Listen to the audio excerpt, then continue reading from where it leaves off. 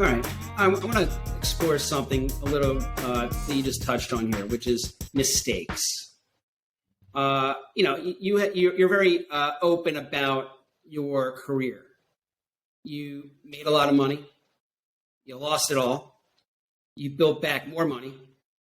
You want to kind of explore that for a second and tell the audience a little bit about what happened, Sure, and how you got back on your feet.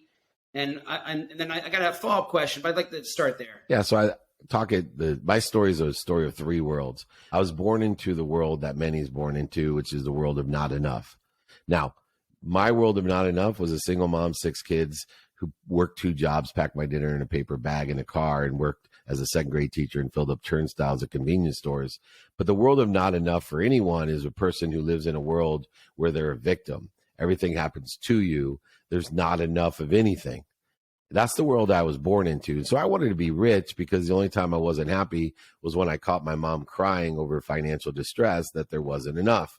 And I had a why me attitude, and I thought that money would buy me love and happiness. But what it bought me was a new world, a world that confirmed that money does buy love and happiness, believe it or not. But it was a scarce world, a competitive world, perfect for sports agentry, a world where everything was a negotiation, quid pro quo, even giving. I was brought up and learned the more I give, the more I receive. So I always would give to receive. Whether it was recognition, acknowledgement, or business opportunities, I was very calculated in all of the activities of not only appreciation, but acknowledgement. Acknowledgement being acquiring the knowledge of what I had and had appreciated. Acknowledgement only occurs when you don't have it anymore. That's when you acquire the knowledge. And I thought the only way I could get acknowledgement was to not have something by giving it, but it's actually not true. You could lose it, be manipulated, stolen from you. It doesn't matter. Acknowledgement comes. Sometimes the greater lessons come from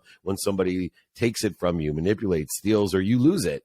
But what I started to understand was I was living in a zero-sum world, a world of for me, where I was buying things to be happy, buying things to impress people I didn't like, buying more things. All those areas is in a world of just for me.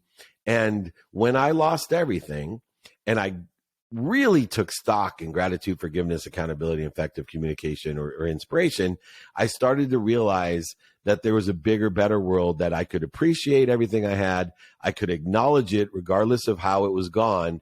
But I also had faith that there was more than enough of everything for everyone. I had faith the omniscient, all-powerful, all-knowing source was like my mom, that it protected and promoted me. So therefore, I learned the third component that was missing from the world of not enough as a victim, from the world of just enough for me, to a new world of abundance and infinity, a world of more than enough of everything for everyone, where when I asked for help, when I lived in humility, when I illuminated the mistakes, that I was adding value, not in a zero-sum game taking away.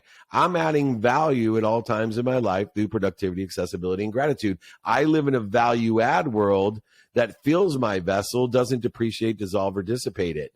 I live not only appreciating everything I have, acknowledging everything I have, but asking for more.